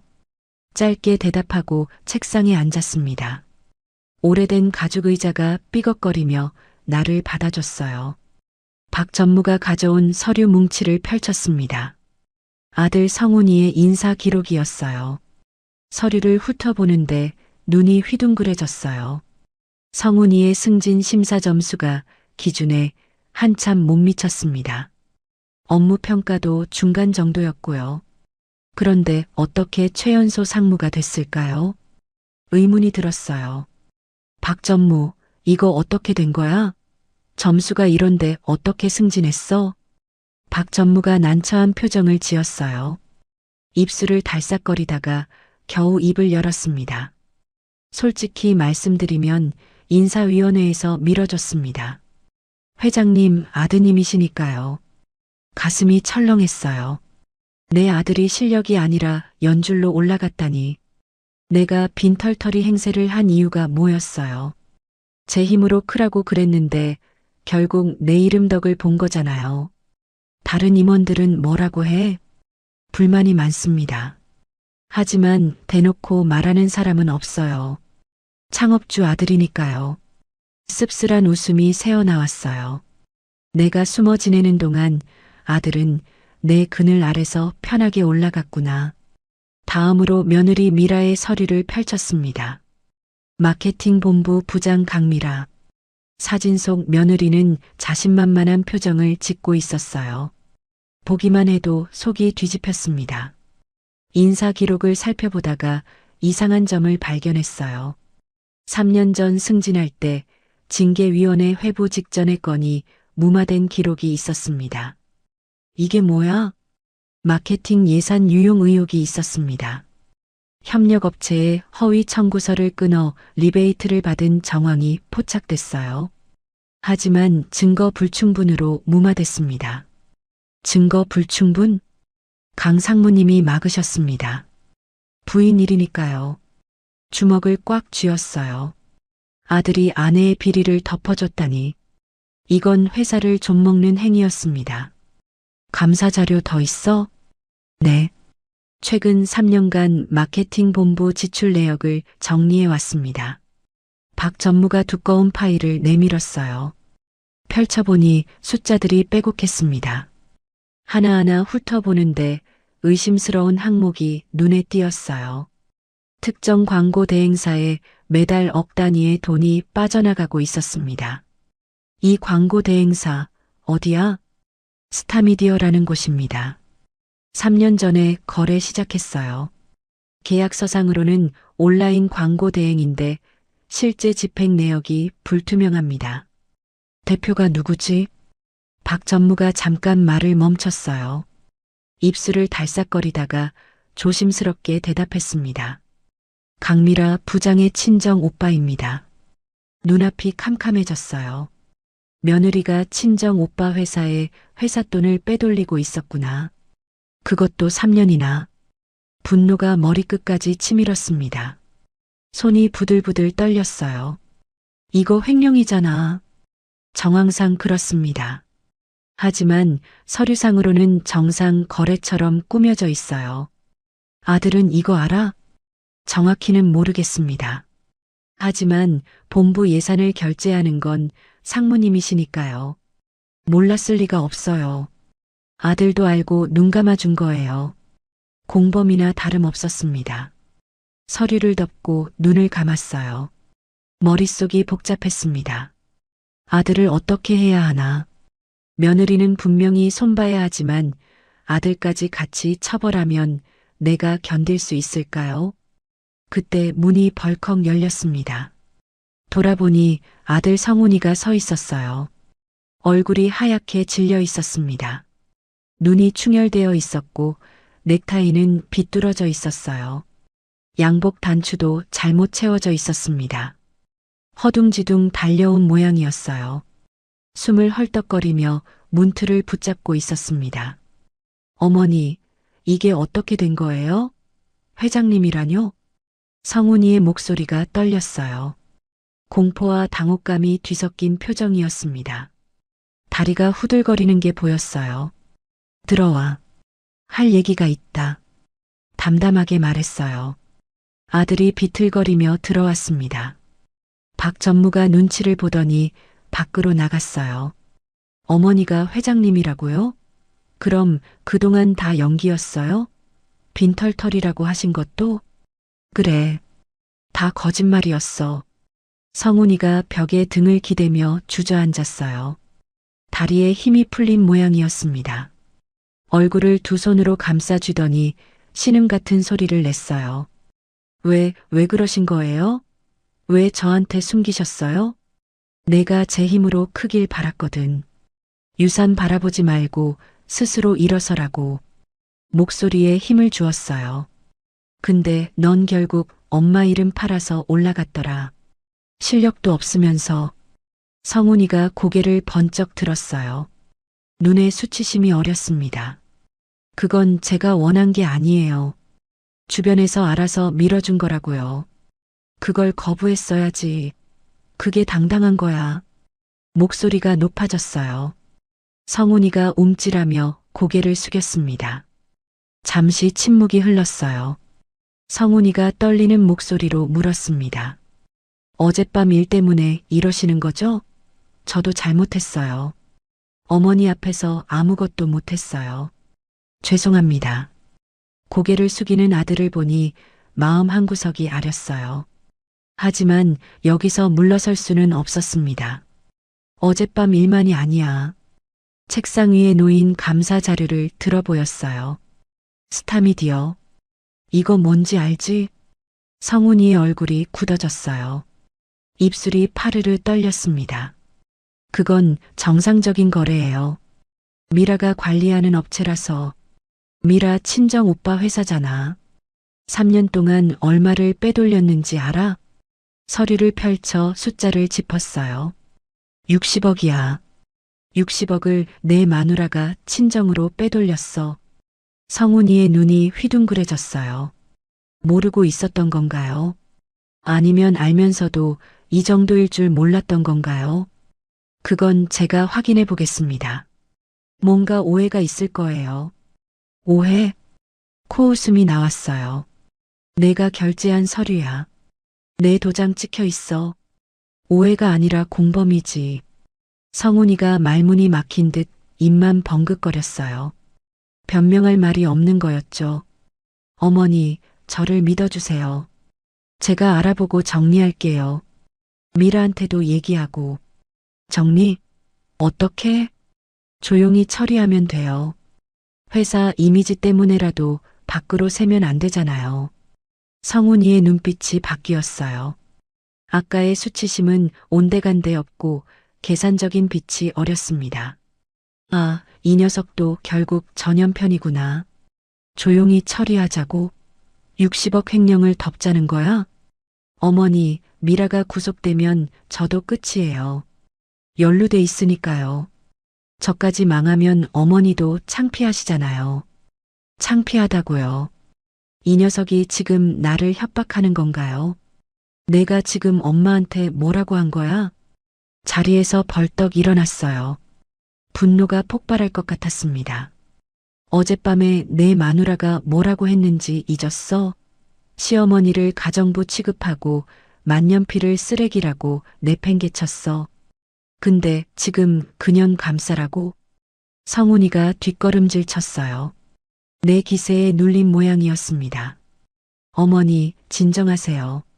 제가 미라한테 사과시킬게요. 사과? 사과로 끝날 일이 아니야. 책상을 주먹으로 내리쳤어요.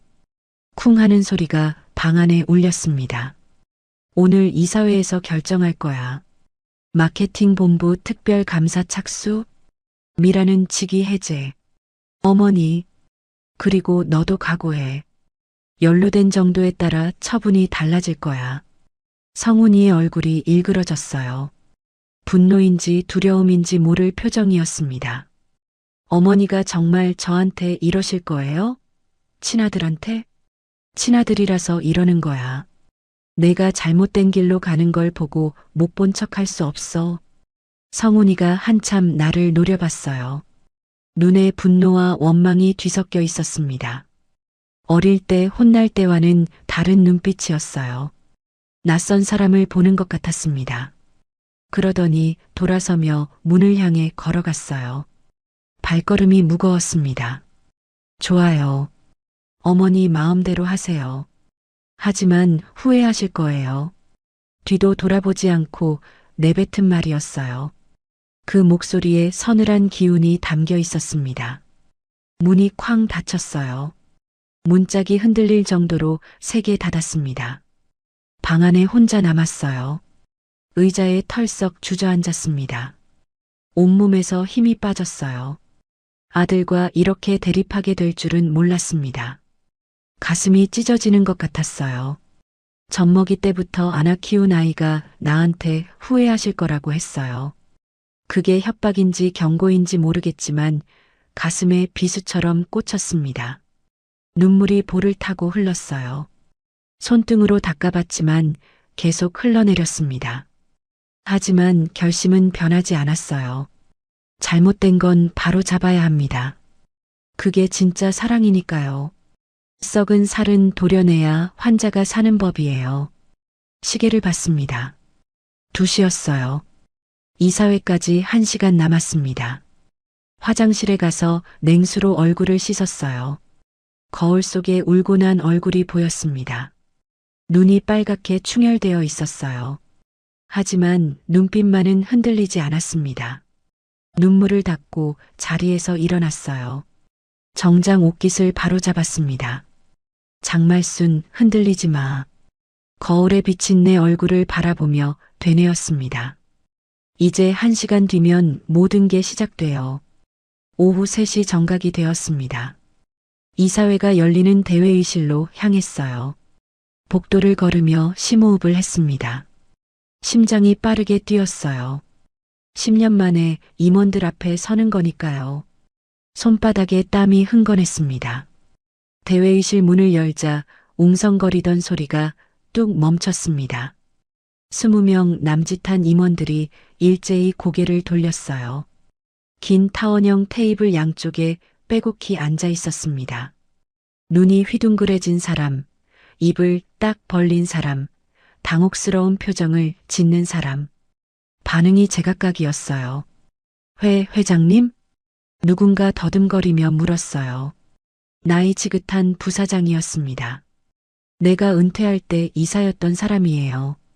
오랜만이네, 김 부사장. 담담하게 인사하며 상석으로 걸어갔습니다. 발소리가 조용한 회의실에 울렸어요. 임원들이 허둥지둥 자리에서 일어났습니다. 어떻게 인사해야 할지 모르는 표정이었어요. 다들 앉아요. 손짓으로 자리에 앉으라고 했습니다.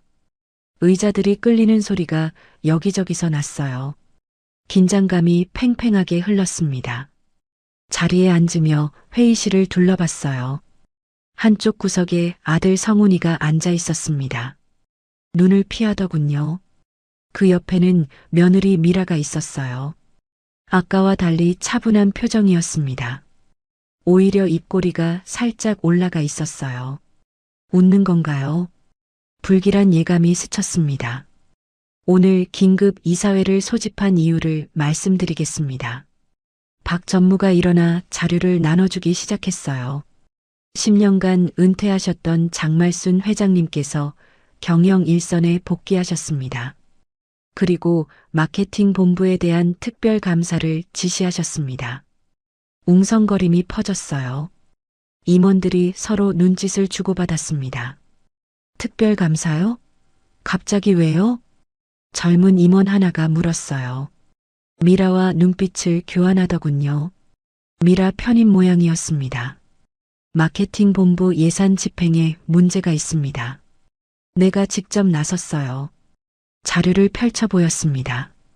스타미디어라는 광고 대행사에 3년간 60억 원이 지출되었습니다.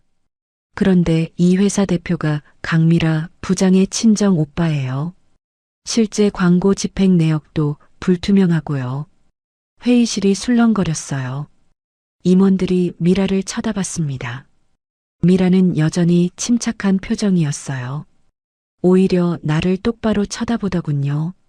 따라서 강미라 부장을 직위 해제하고 특별감사를 착수할 것을 제안합니다. 말을 마치자 잠시 침묵이 흘렀어요. 그때 미라가 천천히 자리에서 일어났습니다. 잠깐요, 회장님. 목소리가 차분했어요. 떨림이 전혀 없었습니다. 무슨 배짱인지 모르겠더군요. 발언 허가 없이 일어서지 마세요. 중요한 말씀을 드려야 해서요. 잠깐만 들어주세요. 미라가 가방에서 서류 뭉치를 꺼냈어요. 두꺼운 파일이었습니다. 무슨 서류인지 멀리서는 보이지 않았어요. 회장님께서 10년 전에 은퇴하시면서 지분을 어떻게 처리하셨는지 기억하세요? 갑자기 왜 지분 얘기가 나오나 싶었어요. 나는 은퇴할 때 경영권만 내려놓았지 지분은 그대로 갖고 있었거든요. 내 지분은 그대로야. 35% 최대 주주지. 정말요? 미라가 피식 웃었어요. 그 웃음이 섬뜩했습니다. 이 서류를 보세요. 미라가 파일을 테이블 위로 밀었어요. 박 전무가 받아서 내게 건넸습니다. 펼쳐보는 순간 눈앞이 캄캄해졌어요. 손끝이 차가워졌습니다. 주식 양도 계약서였습니다. 내 이름으로 된 JM 리테일 주식 20%를 성훈이에게 양도한다는 내용이었어요. 날짜는 3년 전. 그리고 내 서명과 도장이 찍혀 있었습니다. 글씨체가 나와 똑같았어요. 소름이 끼쳤습니다. 이게 뭐야? 손이 떨렸어요. 나는 이런 서류에 서명한 적이 없었습니다. 회장님께서 직접 서명하셨잖아요. 3년 전에 성훈 씨 결혼 선물로 주셨다면서요. 미라가 능글맞게 말했어요. 거짓말. 나는 이런 거 서명한 적 없어. 벌떡 일어나 소리쳤습니다. 회의실이 술렁거렸어요. 서명 감정을 해보시면 알겠지만 진짜 회장님 서명이에요. 도장도 본인 인감이고요. 미라가 여유롭게 말했어요. 어떻게 이런 일이. 머릿속이 하얘졌습니다. 그리고 이것도 보세요. 미라가 또 다른 서류를 꺼냈어요. 이번에는 위임장이었습니다. 회장님께서 경영 일체를 아드님께 위임하신다는 내용이에요. 역시 3년 전에 작성된 거예요. 심장이 쿵쿵 뛰었어요. 이건 완전히 조작된 문서였습니다. 하지만 내 서명과 도장이 찍혀 있으니 증명할 방법이 없었어요. 박전무, 이거 본 적 있어? 떨리는 목소리로 물었습니다. 저는 처음 봅니다. 회장님, 박전무도 당황한 표정이었어요. 하지만 다른 임원들의 눈빛이 달라지고 있었습니다. 의심의 눈초리로 나를 바라보기 시작했어요. 정리하자면요. 미라가 회의실을 둘러보며 말했습니다. 회장님께서는 3년 전에 이미 지분 20%를 아드님께 양도하셨어요. 그리고 경영권도 위임하셨고요. 현재 회장님 지분은 15%밖에 안 돼요. 최대 주주는 성훈 씨예요. 머리를 망치로 얻어맞은 것 같았습니다. 이게 무슨 소리예요? 내가 최대 주주가 아니라고요?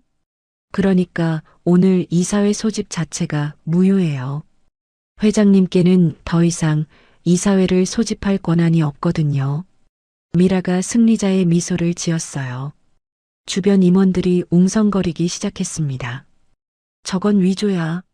내가 서명한 적 없다고 목청껏 외쳤어요. 하지만 증거가 없었습니다. 서류에는 분명히 내 글씨체와 도장이 찍혀 있었으니까요. 믿기 어려우시겠지만 사실이에요. 그리고 한 가지 더. 미라가 폰을 꺼내 뭔가를 틀었어요. 녹음 파일이었습니다. 스피커에서 음성이 울려 퍼졌어요. 성훈아, 엄마가 늙어서 그래. 회사 일은 내가 알아서 해. 서류는 내 마누라한테 맡겨. 내 목소리였습니다. 억양도 말투도 나와 똑같았어요. 하지만 나는 저런 말을 한 적이 없었습니다. 교묘하게 편집한 게 분명했어요. 여러 대화를 잘라붙인 거예요. 3년 전 추석 때 녹음한 거예요. 회장님께서 직접 하신 말씀이에요. 다리에서 힘이 빠졌어요. 털썩 의자에 주저앉았습니다. 완벽하게 당했어요. 3년 전부터 인연이 준비한 거였구나. 아들을 봤습니다. 성훈이는 고개를 숙이고 있었어요. 나와 눈을 마주치지 않았습니다. 손가락으로 테이블만 극적거리고 있었어요. 성훈아, 너도 알고 있었어? 떨리는 목소리로 물었습니다. 제발 아니라고 해줘. 속으로 빌었어요. 대답이 없었습니다. 침묵이 답이었어요. 아들도 공범이었습니다. 3년 전부터 아내와 함께 나를 속여온 거예요. 내가 시골에서 농사 짓는 동안 이 둘이 내 재산을 빼돌린 거였죠. 가슴이 무너져 내렸습니다. 배신감에 숨이 막혔어요. 내가 키운 자식이, 내가 피땀 흘려 세운 회사를 빼앗으려 하다니. 김 부사장, 미라가 부사장을 불렀어요. 현재 최대 주주는 강성훈 상무입니다. 오늘 이사회는 무효이며 향후 경영권은 강 상무가 행사하는 게 맞죠? 김 부사장이 난처한 표정으로 나를 봤어요. 하지만 이내 고개를 끄덕였습니다. 서류상으로는 그렇습니다. 아니야.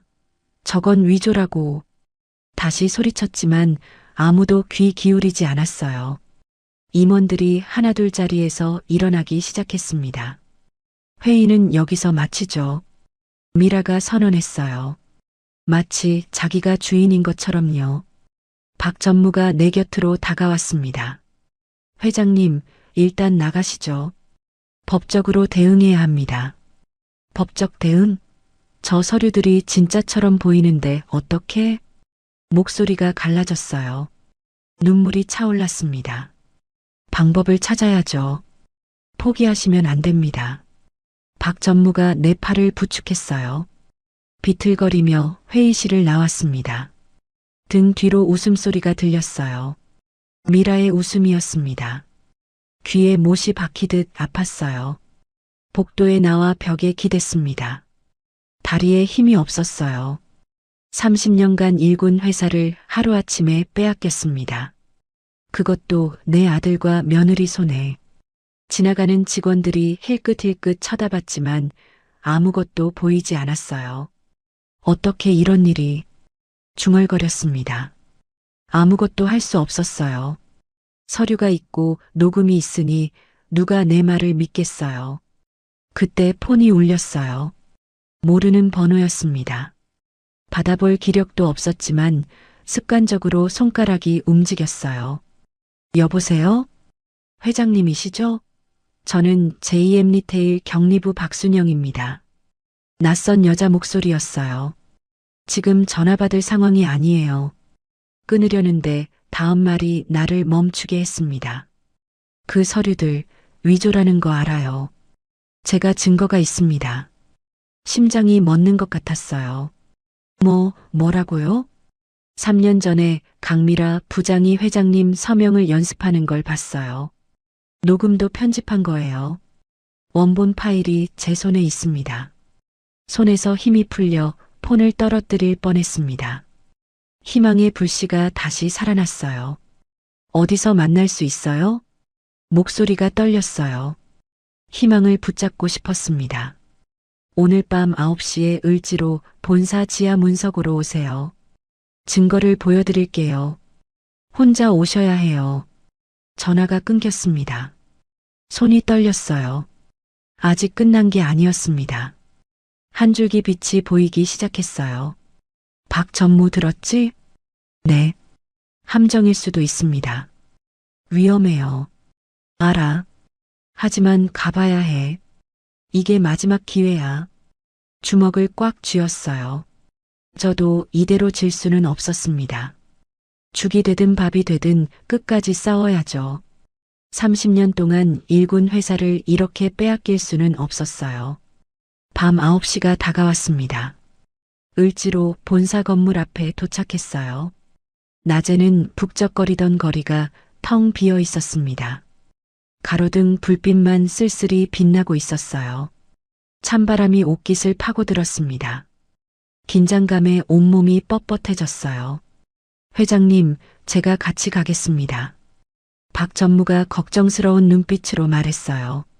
하지만 고개를 저었습니다. 혼자 오라고 했어. 함정일 수도 있지만 갈 수밖에 없어. 하지만 위험합니다. 미라 부장이 눈치챘을 수도 있어요. 알아. 그래도 가야 해. 밖에서 기다려. 30분 안에 안 나오면 경찰에 신고해.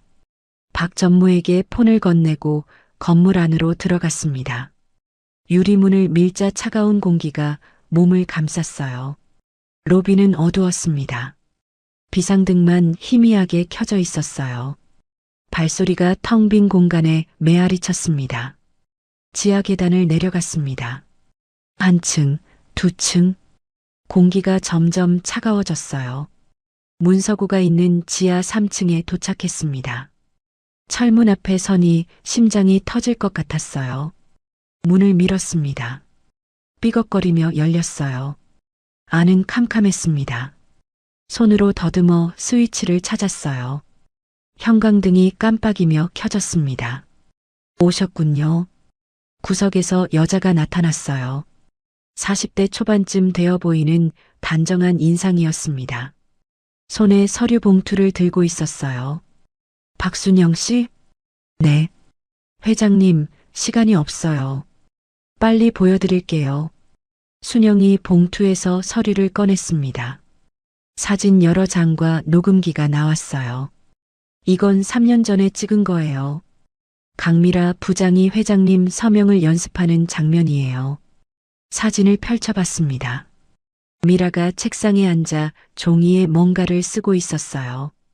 옆에는 내 서명이 적힌 서류가 놓여 있었습니다. 연습하는 게 분명했어요. 어떻게 이걸 찍었어요? 저는 그때 마케팅 본부 경리였어요. 야근하다가 우연히 봤습니다. 수상해서 몰래 찍어뒀어요. 손이 떨렸어요. 드디어 증거를 찾았습니다. 녹음 원본도 있어요. 순영이 녹음기를 틀었어요.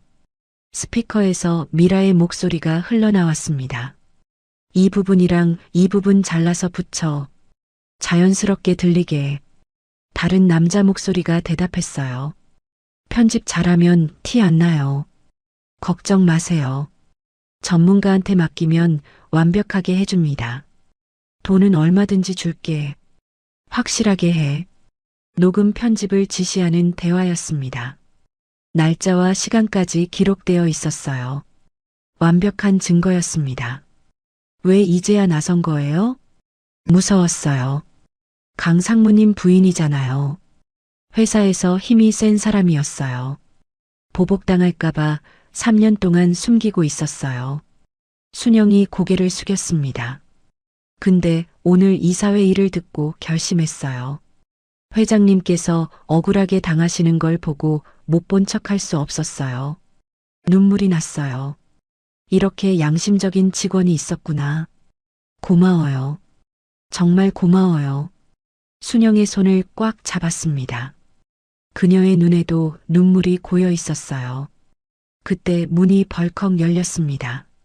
돌아보니 미라가 서 있었어요. 뒤에는 건장한 남자 2명이 있었습니다.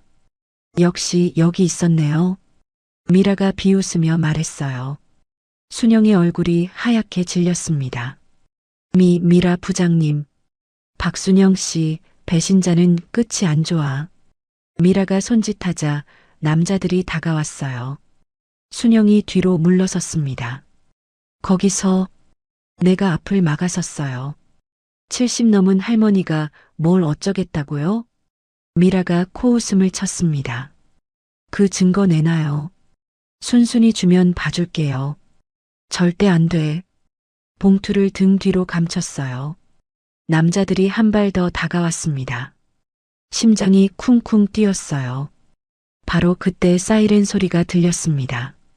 점점 가까워지더니 건물 앞에서 멈췄어요. 미라의 얼굴이 굳어졌습니다. 뭐야, 경찰? 문이 다시 열렸어요.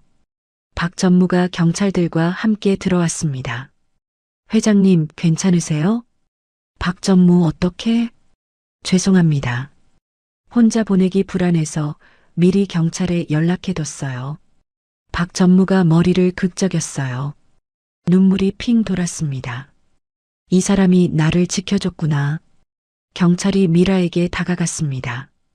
강미라 씨, 문서 위조 및 횡령 혐의로 체포합니다. 뭐라고요? 증거도 없이? 증거는 충분합니다. 검찰에서 3년간 추적해왔어요. 경찰이 서류를 꺼내 보였어요. 알고 보니 검찰이 이미 스타미디어 횡령건을 수사 중이었습니다. 오늘 내가 증거를 확보한다는 정보를 박 전무가 흘렸고 검찰이 현장을 덮친 거였어요. 미라의 얼굴이 새파랗게 질렸습니다. 입술이 파르르 떨렸어요. 이럴 수가. 말도 안 돼. 수갑이 채워지는 순간 미라가 발버둥 쳤어요. 경찰의 손을 뿌리치려 했지만 소용없었습니다. 시어머니, 이건 다 당신 때문이야. 당신이 재산을 안 줬으니까 내가 이런 짓을 한 거라고. 끝까지 남 탓이었어요. 3년 동안 계획적으로 문서를 위조하고 돈을 빼돌리고도 반성이 없었습니다. 한심하다는 생각밖에 안 들었어요. 미라가 끌려가고 잠시 후 성훈이가 나타났습니다. 경찰 2명에게 붙잡혀 있었어요. 얼굴이 창백하고 눈이 충혈되어 있었습니다. 어머니, 성훈이가 나를 불렀어요. 목소리가 갈라졌습니다. 죄송합니다. 정말 죄송합니다. 무릎을 꿇으려는 아들을 경찰이 붙잡았어요. 강성훈 씨, 공범 혐의로 동행해 주셔야 합니다. 어머니, 한 번만 용서해 주세요. 제가 잘못했어요. 성훈이의 눈에서 눈물이 흘러내렸어요. 저 눈물이 진심인지 아닌지 알 수 없었습니다. 성훈아, 천천히 다가가 아들의 얼굴을 마주 봤어요. 내가 진짜 반성하는 건지 아직 모르겠어. 하지만 한 가지는 알아줘. 숨을 깊이 들이마셨습니다. 엄마가 빈털터리 행세를 한 건 너를 미워해서가 아니야. 내가 스스로 서길 바랐어. 돈 때문에 사람이 변하는 걸 너무 많이 봤거든. 성훈이가 고개를 떨궜어요. 결국 내가 돈 때문에 변했네요. 어머니 말씀이 맞았어요. 감옥에서 시간이 많을 거야. 그동안 깊이 생각해. 진짜 중요한 게 뭔지. 경찰이 성훈이를 데려갔습니다. 아들의 뒷모습이 멀어졌어요. 가슴이 찢어지는 것 같았지만 눈물은 흘리지 않았습니다. 이게 아들을 위한 마지막 사랑이에요. 일주일 후 임시 이사회가 열렸습니다. 위조 서류가 무효화되면서 내 지분이 원래대로 돌아왔어요. 35% 다시 최대 주주가 됐습니다. 스타미디어로 빠져나간 60억도 전액 환수 절차에 들어갔어요. 장말순 회장님의 경영 복귀를 환영합니다. 김 부사장이 허리를 깊이 숙였어요. 다른 임원들도 일제히 고개를 숙였습니다. 불과 일주일 전에는 나를 의심하던 눈빛이었는데 이제는 존경의 빛이 담겨 있었어요. 다들 고생했어요. 회의실을 둘러봤습니다. 10년 전과 같은 자리, 같은 풍경이었어요. 통유리창 너머로 서울 시내가 내려다 보였습니다. 하지만 내 마음은 달랐어요. 예전에는 회사가 전부였습니다. 지금은 달라요. 잃어버릴 뻔한 것들의 소중함을 알게 됐거든요. 앞으로 경영 방침을 바꾸려고 해요. 임원들이 긴장한 표정으로 나를 바라봤어요. 직원 복지를 대폭 강화할 거예요. 구조조정 계획은 백지화하고 성과급 대신 복지 예산을 늘릴 거예요. 직원들이 마음 편히 일할 수 있는 환경을 만들 거예요. 웅성거림이 퍼졌습니다. 하지만 반대하는 사람은 없었어요. 회사는 사람이에요. 직원이 행복해야 고객도 행복하고 그래야 회사도 잘 되는 거예요. 30년 전 남편과 함께 세웠던 철학이었습니다. 잃어버렸던 것을 되찾은 기분이었어요. 회의가 끝나고 집무실로 돌아왔습니다. 책상 위에 부러진 만년필이 놓여 있었어요. 박 전무가 복원해서 액자에 넣어 가져다 놓은 거였습니다. 펜촉은 여전히 휘어져 있었지만 글씨는 쓸 수 있었어요. 이 펜이 30년 역사의 증인이었습니다. 창밖을 바라봤습니다. 서울 시내가 석양에 물들어 있었어요. 붉은 노을이 빌딩 사이로 번지고 있었습니다. 한강이 금빛으로 반짝였어요. 아름다운 풍경이었습니다. 여보, 나 해냈소. 죽은 남편에게 속삭였어요. 벽에 걸린 창업식 사진을 바라봤습니다. 젊은 날의 우리가 환하게 웃고 있었어요. 회사도 지켰고 아들한테 마지막 교훈도 줬어. 힘들었지만 후회는 없어요. 폰이 울렸습니다. 모르는 번호였어요. 받아보니 낯익은 목소리가 들렸습니다. 어머니, 저 성훈이에요. 구치소에서 전화해요. 심장이 쿵 내려앉았어요. 잠시 말이 나오지 않았습니다. 뭐라고 할지 모르겠어요.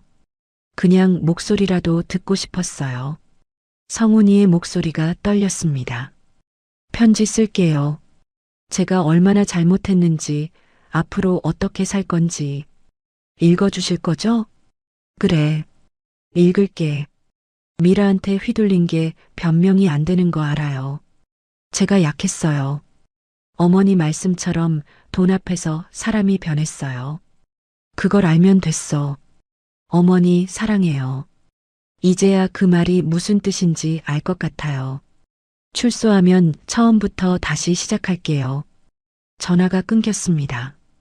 눈물이 볼을 타고 흘러내렸어요. 아직 늦지 않았구나. 아들이 돌아올 수 있구나. 만년필을 집어들었습니다. 빈 종이 위에 천천히 글씨를 썼어요. 성훈에게. 엄마는 널 기다릴게. 언제까지든. 펜촉이 삐걱거렸지만 글씨는 또렷했습니다. 이 만년필로 마지막 서명을 하겠다고 했었죠. 결국 그 서명은 복수가 아니라 용서가 됐어요. 창밖의 노을이 점점 짙어졌습니다. 내일은 또 해가 뜰 거예요. 72살, 아직 살 날이 많이 남았습니다. 이제 새로운 시작이에요. 오늘의 사연 어떠셨나요? 사연이 마음에 닿았다면 더 좋은 사연으로 찾아뵐 수 있도록 구독과 좋아요를 눌러주세요. 그리고 사연의 주인공을 위한 따뜻한 말씀도 댓글로 부탁드립니다. 여러분의 오늘을 응원합니다. 인생 소풍이었습니다.